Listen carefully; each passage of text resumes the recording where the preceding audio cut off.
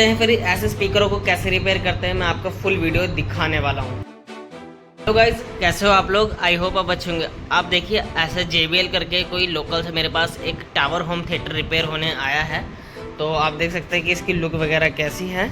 किसी मैकेनिक भाई का है, उसने दिल्ली से ये प्रोडक्ट मंगाया था और आते आते ट्रांसपोर्ट में क्या हुआ कि ये जो इसका जो मेन मदरबोर्ड होता है वो है टूट गया है और इसके अंदर चलाते ही कुछ इस तरह से आवाज़ आ रही है। मैं आपको फॉल्ट दिखाता हूँ कि इसके अंदर क्या फॉल्ट है।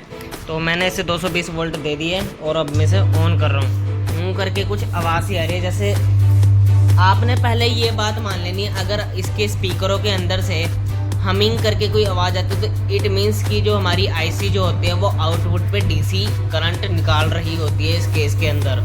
तो इसका एक दूसरा बटन भी है, अब मैं पीछे से दिखा देता हूँ आपको ये वाला बटन दिख रहा होगा, इसको भी ऑन करते हैं। तो देखिए इसके अंदर लाइट जल रही है, कुछ इस तरह से दिख रहा है। चलते हैं फिर ऐसे स्पीकरों को कैसे रिपेयर करते हैं, मैं आपको फुल वीडियो दिखाने वाला हूँ।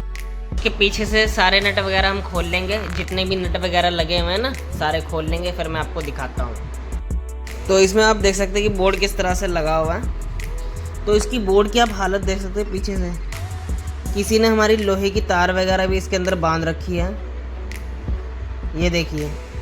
और सारे प्रिंट वगैरह तोड़े हुए हैं और फिर उसके बाद शोल्डरिंग की हुई है और काफ़ी ज़्यादा मतलब बुरा हाल किया। जो लाइट होती है RGB उसके लिए कंट्रोलर लगा हुआ है 12 वोल्ट का, ठीक है, ये फ्लैशर सर्किट बोलते हैं इसको। तो इसके अंदर तो 2 IC यूज़ कर रखी है, 7294 और 2030 यूज किया हुआ है। 2030 हमारा लेफ्ट राइट स्पीकर के लिए यूज़ किया हुआ है और हमारा 7294 सिर्फ बेस के लिए यूज़ किया हुआ है। जैसा कि आप जानते हैं कि मैंने बताया था ये सारा बोर्ड टूट रखा है, तो इसको मैंने एक एक करके जोड़ रखे हैं। ये देखिए लाइन से मैंने जोड़ रखे हैं सारी प्लेट टूट फूट के दौरान। तो इसको मैंने सारी जगह जोड़ दिया और मैंने जितनी भी IC वगैरह हैं इसके अंदर जो भी IC निकली, इसका जो नंबर वो 7294 है, यानी 7294 और ये 2030 IC है, ठीक है। तो ये तीनों भी IC जो तकरीबन ख़राब थी, इसके अंदर एक IC ठीक थी, तो तीनों बदलनी चाहिए, ठीक है। तो मैंने इसके अंदर IC वगैरह डाल दी है और अच्छी तरह मैंने कनेक्शन कर दिए हैं।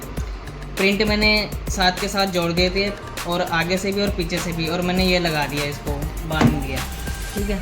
तो अब इसको हम चेक करके देखते हैं कि इसकी आवाज़ कैसी है। तो आइए फिर चेक करते हैं।